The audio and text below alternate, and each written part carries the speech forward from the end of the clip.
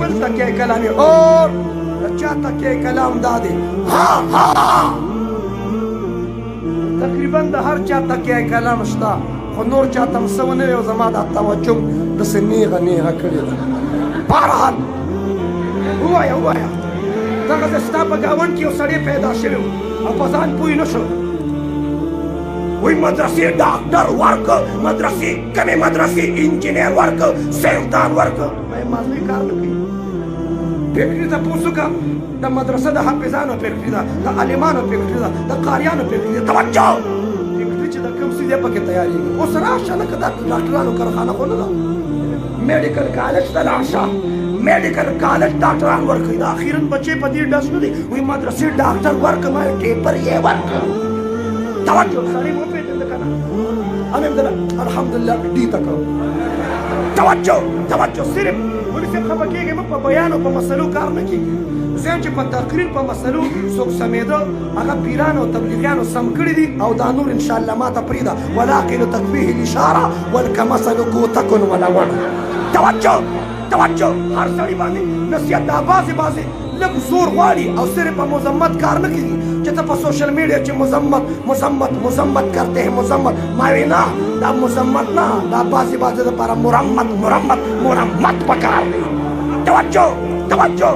صرف په نصیحت کار نه دی زه درته ښه معلوم زما طبیعت هم درته معلوم دی کني ورشه د ډبل زیرو خبر دی واخله توجه یهودیان پاس دي که پیل عیسایان د قرآن استعلا عیسایان پاس دي که پیل دي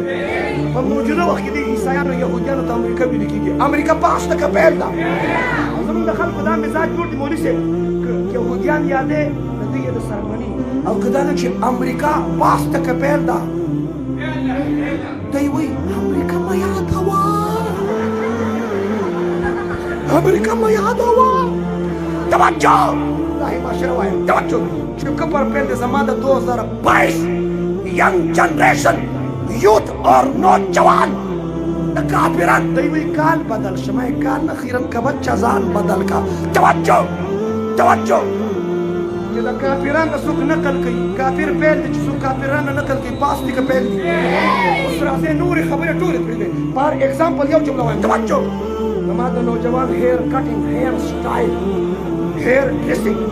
نوجوان ویښته څنګه جوړي سبا هر یو کس بل ته وګورې په آینه کې خپل ځان ته وګوره توجه زه کله کله یو مسله شروع کړم دی بل ته مخ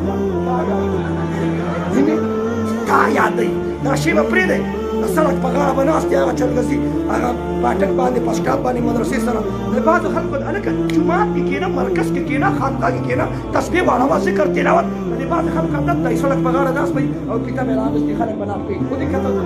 پلانکې تېر شه ودې لیده هغه دومره شه ناب که ابل دومره شه ابل دومره شه خلک مه ناب که او ځان ناب که چې ته څومره شوې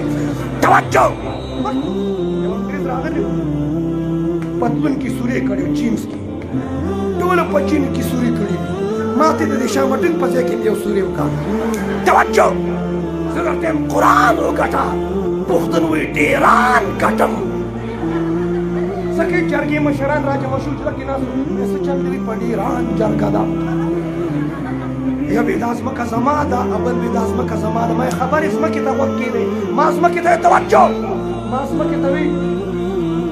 ځمکې ته وایي ویم ستا څه خیال دی ځمکه وایي دا دواړه زما دي همدلته به راځي توجه دې وجې نه دولت ایمان دی د ایمان دفاع به کوي انشاءالله د ایمان حفاظت کوو به انشاءالله اولاد بچو نه حافظان عالمان به څوک جوړوي په هزار مولیان شي کني زموږ حکومت را روان دی انشاءالله پهله ډوز دې ولیده